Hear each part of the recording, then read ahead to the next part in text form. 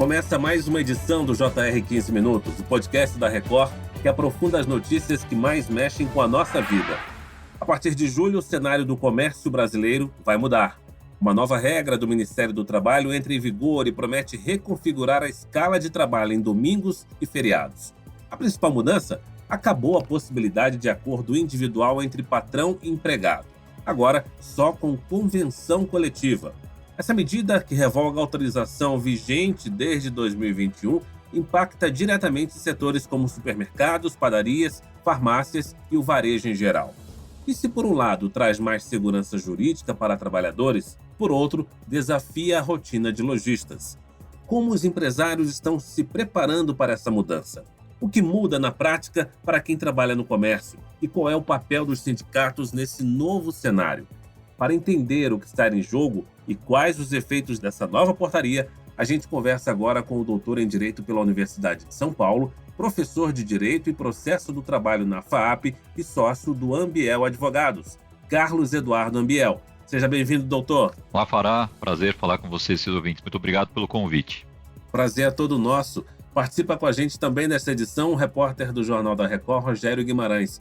Ô, Rogério, como essa nova regulamentação afeta a relação entre trabalhadores e empregadores? Oi, Fara. Olá, doutor Carlos. Olha, é uma virada significativa, especialmente porque revoga uma prática que vinha sendo comum nos últimos anos: o uso de acordos individuais para autorizar o trabalho em domingos e feriados. A partir de agora, só com aval do sindicato. Isso pode dificultar a operação de muitos estabelecimentos, mas também fortalece a negociação coletiva.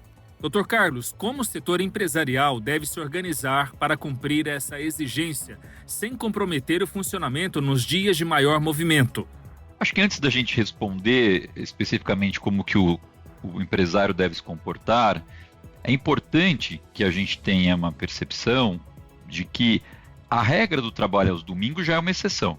A lei de 1949, quando no Brasil se cria o descanso semanal remunerado, isso foi em 46, na Constituição de 46 e 49, tem uma lei que regula e diz que o trabalho aos domingos é excepcional. Só algumas atividades podem funcionar aos domingos. As demais, o descanso é aos domingos. Agora, nessas atividades que funcionam aos domingos, sempre houve, desde 1949, uma lista, num anexo a um decreto do Poder Executivo, que indicava as atividades que poderiam funcionar aos domingos. No entanto, no ano 2000, uma legislação que foi promulgada para tratar dos participação e resultados, tratou também desse assunto e lá disse: é autorizado o trabalho do comércio aos domingos e exigiu que a relação de trabalho empregado-empregador teria que ser regulada via negociação coletiva. Então, Rogério e Fara, não há uma novidade tão grande assim, porque essa ideia de que eu precisava cuidar das relações, dos adicionais, da forma de compensação, do regime de escala, de quanto tempo eu tenho descanso aos domingos, a maioria das categorias já trata nos acordos e convenções coletivas. A novidade que é feita agora via essa portaria, que vai entrar em vigor em 1º de julho, é que o governo tirou daquele anexo que agora estava sendo trazido por uma portaria de 2021, ele tirou algumas atividades, nem todas, mas tirou algumas. E o comércio varejista em geral foi excluído dessa pré-autorização. O que quer dizer isso? Que não necessariamente todos os locais com comércio estão autorizados. Já dependeria sempre da legislação municipal. Então, o que eu posso dizer é que aqueles empresários que já estão em atividades, cujas convenções de alguns anos já trata de alguma forma dessa possibilidade, não muda muita coisa. A preocupação é para aquele comerciante, aquele lojista, que eventualmente não está abrangido num acordo ou convenção já existente que trata disso, e aí para se resguardar, para não ter problema, uma alegação de que trabalhou irregularmente, é importante conversar com o seu sindicato patronal ou com o seu advogado e verificar se ele está abrangido já por alguma convenção. E se não estiver, é buscar via sindicato patronal ou via negociação direta com o sindicato dos empregados, um ajuste sobre as condições que vão ser, vigorarão a partir de julho, nesse caso do empregado que trabalhará ao domingo. Doutor Ambiel, o que motivou o governo a revisar essa autorização anterior, que era uma regra de 2021, né? E quais os principais objetivos dessa mudança? Acho que por trás dessa mudança visa aqui uma tentativa de fortalecer o papel do sindicato novamente, né? O Brasil, até 2017, tinha na organização sindical, embora não houvesse no Brasil ainda não a plena liberdade sindical, havia uma certa obrigatoriedade de você estar representado por um sindicato a partir da sua categoria profissional. Você não pode escolher estar ou não representado e nem qual sindicato representa, isso decorre da sua atividade. E havia uma coisa bastante perversa, que era o imposto sindical, ou seja, todo trabalhador e todo empregador contribuíam obrigatoriamente com o seu sindicato. Em 2017 isso foi revogado pela reforma trabalhista, e em 2022 o STF mudou o entendimento e passou a permitir que os sindicatos possam cobrar a chamada contribuição negocial dos trabalhadores para quem eles negociam condições.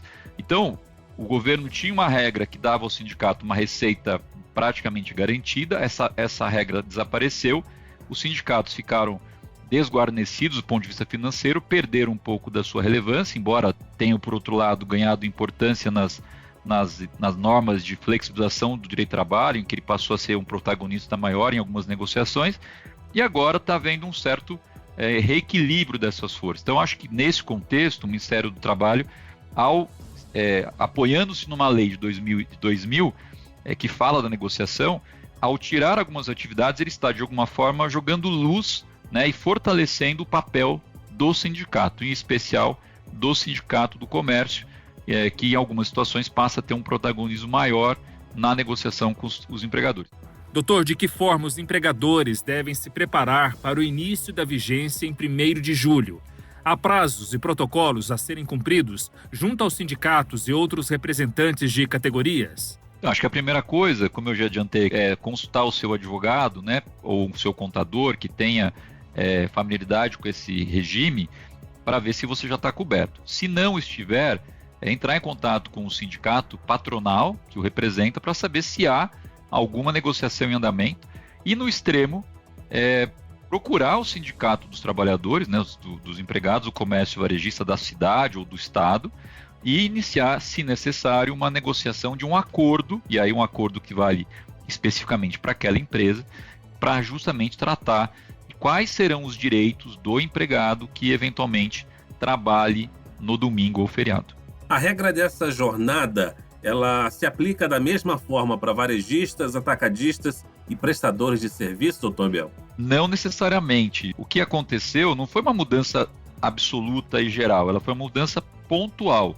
Embora a lei que tenha autorizado o trabalho aos domingos no comércio varejista, que é uma lei lá de 2000, havia nas portarias a indicação de quais atividades já estão previamente autorizadas, e lá tinha várias atividades. Algumas continuam. Por exemplo, a venda de pão e biscoito, você citou aqui a padaria, ela continua autorizada, embora normalmente na convenção coletiva se estabeleça critérios da relação empregado-empregador.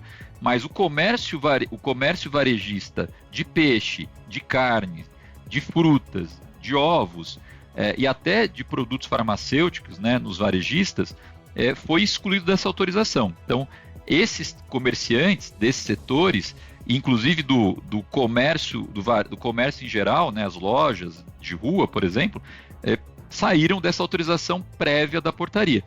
Esses passam a ser um foco aí de preocupação em verificar se eles já têm nos seus acordos e convenções alguma regulação sobre isso. Outros tipos de serviço não foram afetados. Cito aqui, por exemplo, o comércio de flores e coroas de flores, barbearias, postos de combustível, locação de bicicleta, hotéis, jogos, né, esportes, prática de esporte aos domingos. Então tem uma série de atividades que não foram excluídas dessa portaria.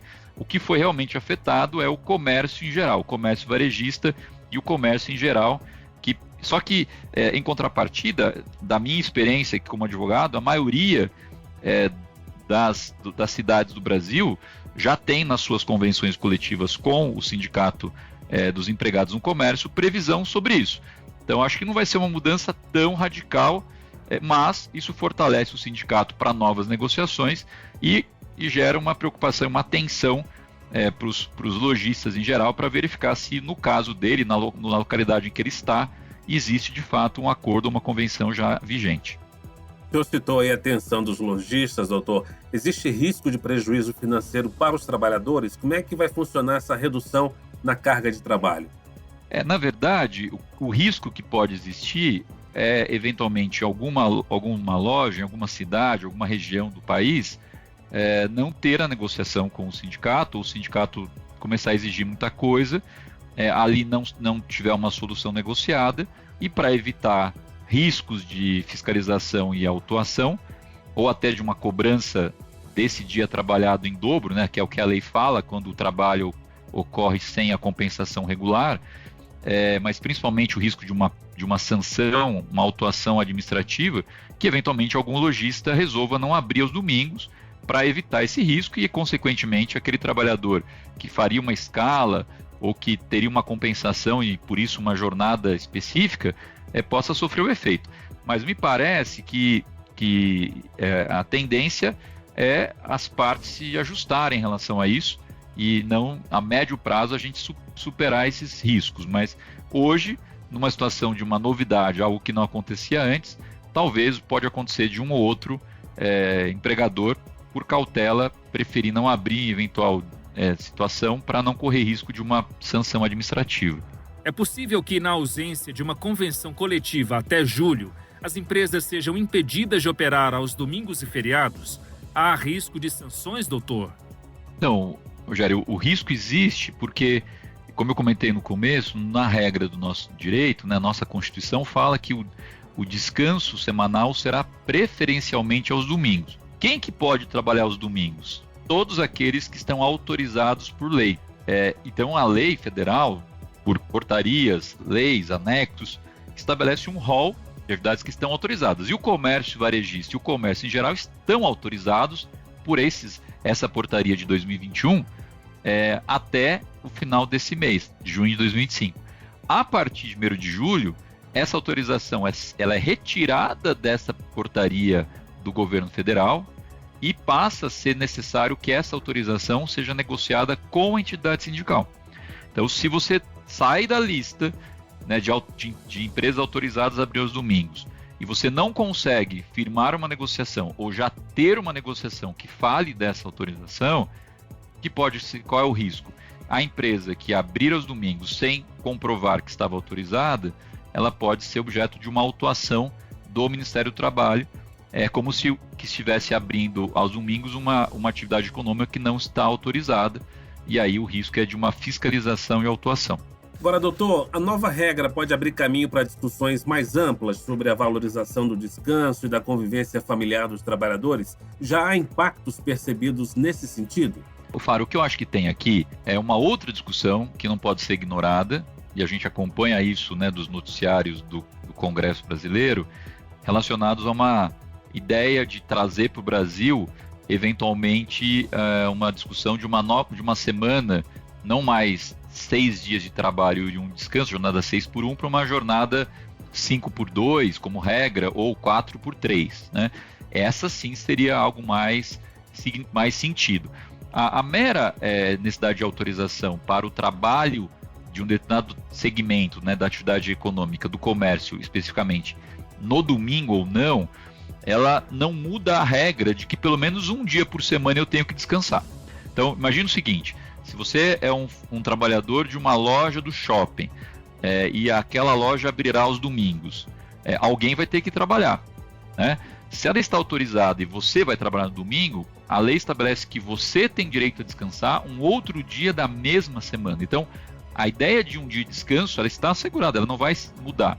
A diferença é, todos vão descansar no domingo, que é a regra geral, ou alguns trabalharão no domingo e descansarão outro dia, e outros descansarão outro dia, trabalharão no outro dia, né, na escala, e descansarão no domingo, e depois isso vai sendo alterado ao longo do mês. É isso que muda, só eventual escala, mas o direito a um dia de folga continua igual. Muito bem, termina agora a edição 1189 do podcast 15 Minutos. Eu agradeço a participação de Carlos Eduardo Ambiel, doutor em Direito pela Universidade de São Paulo, professor de Direito e Processo do Trabalho na FAAP e sócio do escritório Ambiel Advogados. Doutor Carlos Ambiel, muito obrigado. Eu que agradeço a oportunidade, foi um prazer e fico à disposição dos seus ouvintes. Um abraço. Abraço. Agradeço também ao repórter do Jornal da Record, Rogério Guimarães. Muito obrigado, Rogério. Obrigado pela oportunidade, Fara. Até a próxima. Esse podcast contou com a produção de David Bezerra e das estagiárias Amanda Fuzita, Isabela Santos e Yasmin Logrado. A sonoplastia é de Diego Marcondes, coordenação de conteúdo Deni Almeida, direção editorial Tiago Contreira, vice-presidente de jornalismo Antônio Guerreiro. Você acompanha o JR 15 Minutos no portal r7.com, nas redes sociais do Jornal da Record e nas plataformas de streaming. Te aguardamos no próximo episódio. Até lá!